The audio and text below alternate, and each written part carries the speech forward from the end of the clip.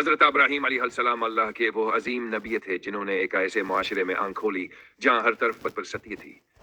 लोग पत्थर के बने हुए बतों को अपना खुदा मानते थे, मगर हजरत इब्राहीम ने कमर ही में सच को पहचान लिया और ऐलान किया कि इबादत के लायक सिर्फ एक अल्लाह है। उन्होंने अपनी कौम को बार बार समझाया, मगर जब कोई न माना तो अल्लाह के हुक्म से बतों को तोड़ दिया। अस जुर्म में उन्हें आग में डाल दिया गया, मगर अल्लाह ने आग को ठंडा और सलामती वाला बना दिया। इस वाक़े ने यह साबित कर दिया कि जब अल्लाह पर मुकम्मल भरोसा करता है, अल्लाह सबकी हिफाजत खुद करता है। कई साल गुजर गए। हजरत इब्राहीम बढ़ापे को पहुंच चुके थे, मगर औलाद की नियमत से महरूम थे। उन्होंने दिल की गहराई से अल्लाह से दुआ की, कहा है निकाह और फरमान बरदार औलाद अता फरमाए। अल्लाह ने इनकी दुआ कबूल फरमाया और उन्हें हजरत इस्माइल अलैहिस्सलाम अता हुए। यह बेटा हजरत इब्राहीम के लिए आंखों के ठंडक था, मगर अल्लाह की मोहब्बत हर मोहब्बत से बढ़कर थी।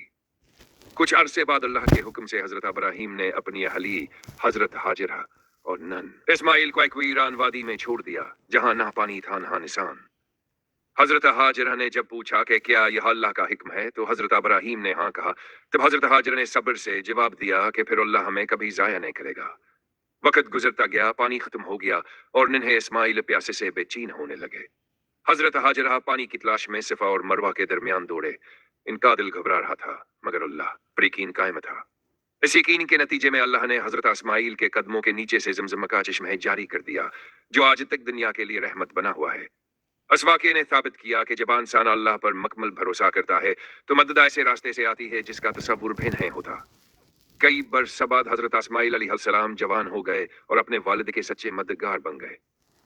इन दिनों हजरत इब्राहीम ने ख्वाब में देखा, कहो अपने प्यारे बेटे को अल्लाह की राह में कुर्बान कर रहे हैं। चूंकि नबी का ख्वाब वही होता है, इसलिए यह अल्लाह का हिक्मत था। हजरत इब्राहीम ने नहायत मोहब्बत और नरमी से यह ख्वाब अपने बेटे को बताया। हजरत इस्माइल ने एक लम्हे के लिए बयान न किया, बल्कि फरमाया, कहा बाजान, जो हुक्म अल्लाह ने दिया है वो पूरा कीजिए, इंशाअल्लाह आप मुझे सब्र करने वालों में पाएंगे। यह बाप बेटे दोनों के ईमान की इंतहा थी। जब कुर्बानी का वक्त आया तो शैतान ने बाप, माँ और बेटे के दिल में वसूसे डालने की कोशिश की, मगर तीनों ने अल्लाह के हुक्म को मुकद्दम रखा और शैतान को कंकरियां मारकर दूर कर दिया।